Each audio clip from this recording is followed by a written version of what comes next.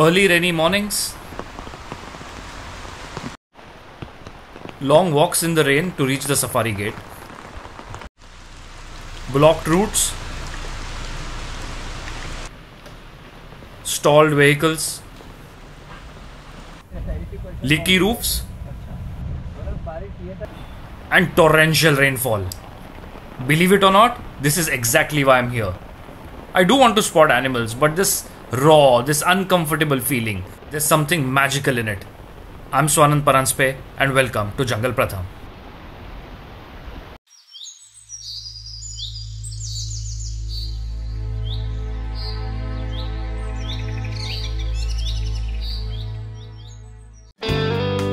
Here I am, as excited as a kid because I thought I spotted an eagle. Now spotting is obviously very difficult in such conditions, but like I always keep saying, a little luck, a little patience and a little skill and you might just see something wonderful. So take a minute to look at this map.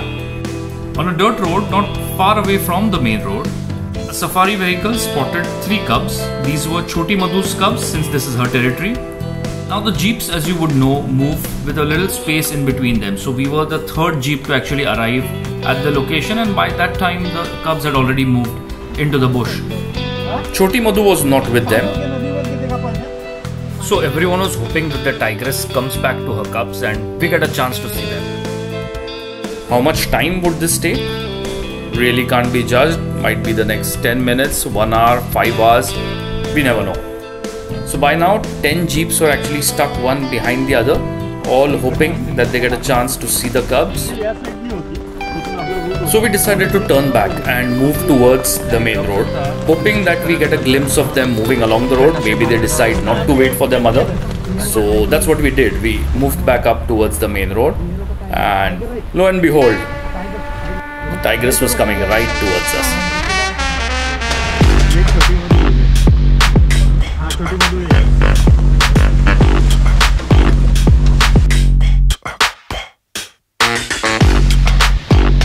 So there is Choti Madhu right in front of our jeep.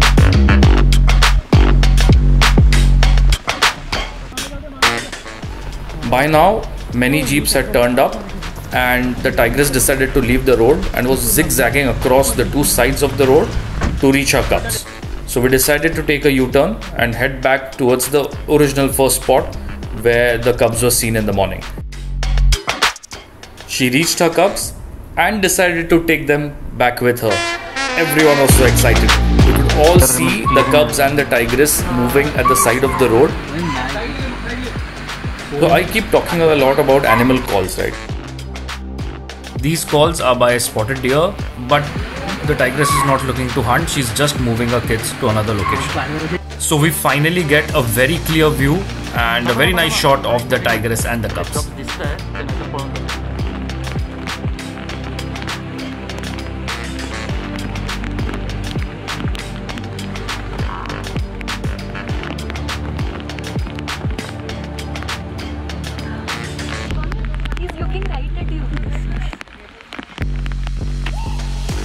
Now something interesting was going to happen.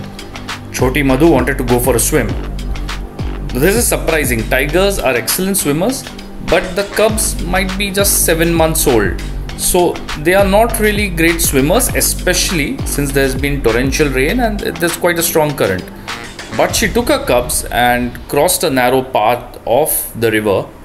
We were not able to capture the cubs swimming, but I did see them, and then they all disappeared.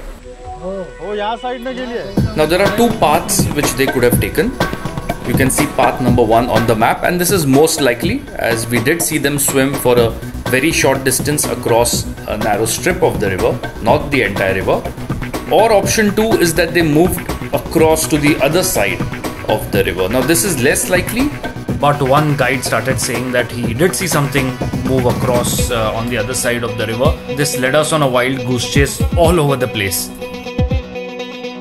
And we kept searching for another good hour, but we were not able to narrow down to exactly where the tigress and the cubs were.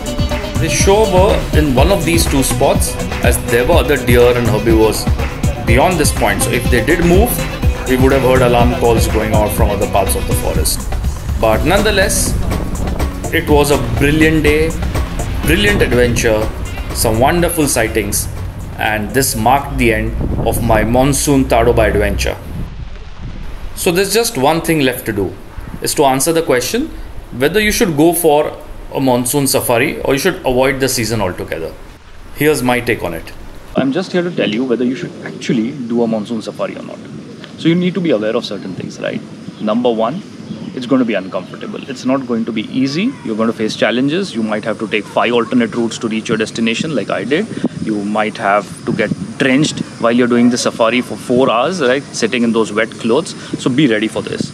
If you're carrying your camera gear, especially, make sure that you have enough protection and it's still going to get wet. So also spottings, I've said this multiple times that you may not spot anything, right? So there may be times where you're really frustrated, but just enjoy the experience. Just enjoy the rains, enjoy the flooded forest, and you will be fine. Also make sure that you are aware of the quality of the hotel where you're traveling to. So the quality of in season versus off season, it's a dramatic difference. So you might not find the same food, the same level of service and all of that.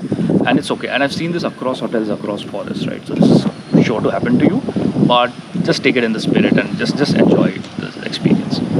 And so also, okay, one more thing, avoid July, all right? So if you're like me, if you're crazy, if you love adventures, any month is a good month. Just grab your bags and go.